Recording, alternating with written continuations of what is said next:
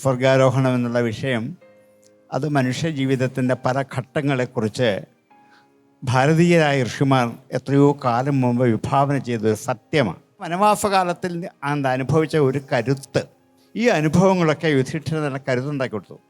ഒരു വലിയ യുദ്ധത്തെ നേരിട്ടു. ഒരു വലിയ കുടുംബജീവിതത്തിൽ ഉണ്ടാകേണ്ട എല്ലാത്തരം വിഷമതകളും സുഖങ്ങളും ആഡംബരങ്ങളും എല്ലാം ആവോളം അനുഭവിച്ചു. ഇനിയും ഇതെന്ത് ചെയ്യണം? ഉപേക്ഷിക്കണം.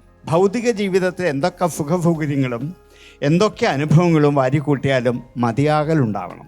ഇത് മതി, കുറേ ആയി, ഇനി ഇതൊക്കെ ഉപേക്ഷിച്ച് പോകണം എന്നൊരു ചിന്ത ജീവിതത്തിലുണ്ടായാൽ മാത്രമേ ഈ സ്വർഗാരോഹണം എന്ന ലക്ഷ്യത്തിലേക്ക് എത്തിച്ചേരാൻ പറ്റുകയുള്ളൂ.